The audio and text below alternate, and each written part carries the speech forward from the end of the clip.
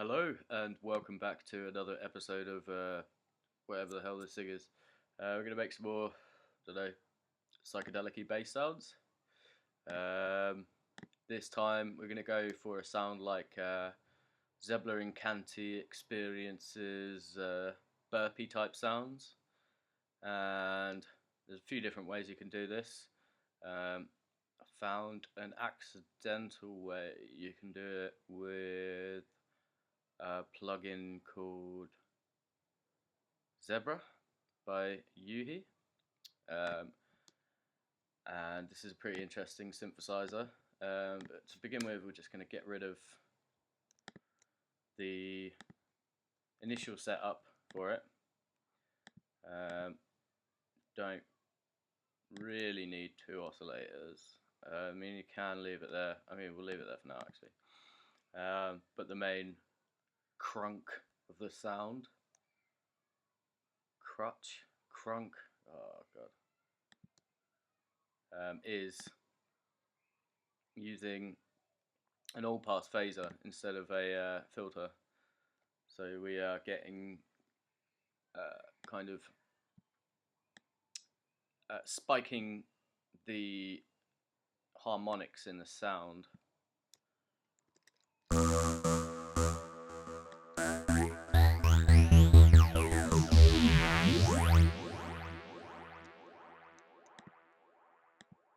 We will take off this delay as well.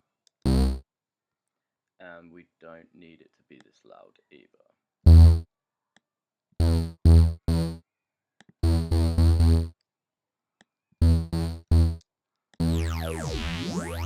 Which is quite an interesting sound as it is. I've just turned down the octave one. I might turn it down again. So we are now in the C0 to Z1 range, and we're going to start getting little grains.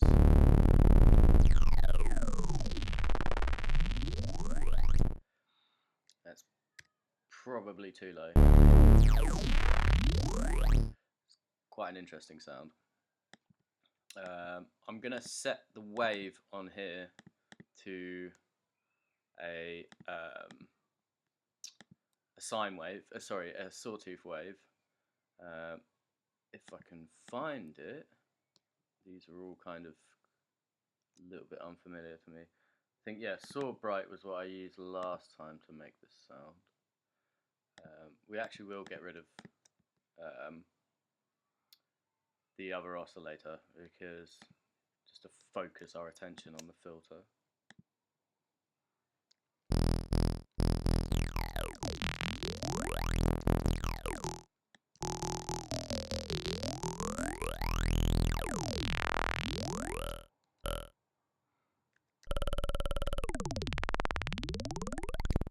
Which is kind of cool, but the next part of it would be to do some crazy pitch bend alongside doing the filter movement as well. So we are going to go into the section where it gives you the option to pitch bend.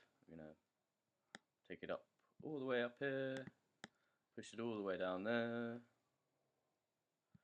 and we can spread it across a few different octaves by going into the pitch bend and pitch down in the global section here.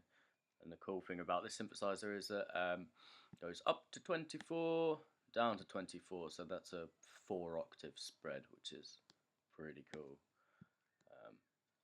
So we're going to listen to what that sounds like. So as you can see, it's not going to have any pitch modulation here, and then it's going to go down, and we're going to try and match the downward movement of the pitch bend while we're either going up with the cut off or going down, and there's two different sounds.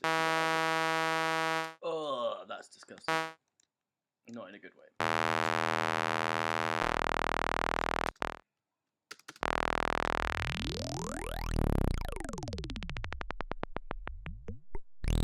So it almost starts becoming into a rhythmic sort of sound, because the grains, the grains of the sawtooth wave are getting so far apart that they are not making a recognizable continuous pitch. And so that's a pretty cool burpy sound. What I like to do as well is change the curve of this, because a linear gradient sounds fine, but an exponential kind of rise sounds pretty cool as well.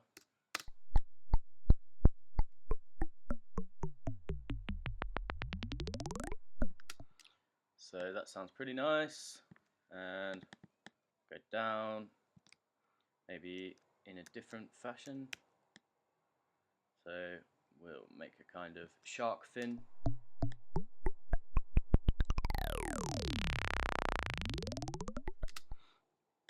And you can obviously experiment when you've got it in the context, when you've got the sound in context of drums, and try and match up to where the snare drums would be, or where different parts of the rhythm that you would like to emphasize this sound over.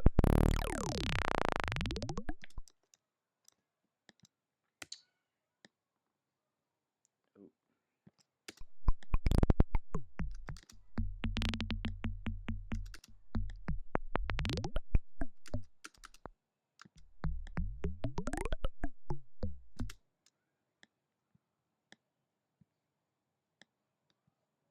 And I've been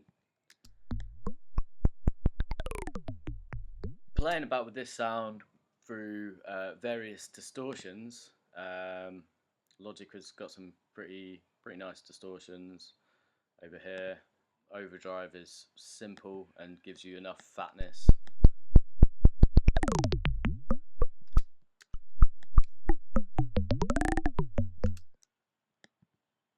Maybe go down here.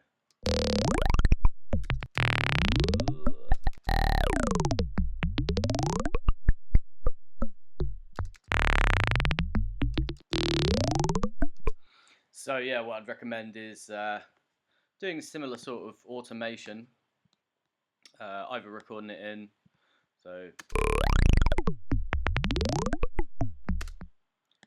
and then press A, and then it will bring up the automation. It usually brings up the automation channel for you, so you can see the points and edit it with a bit finer detail, and then use the same sort of automation curve tool to match the movement of the pitch.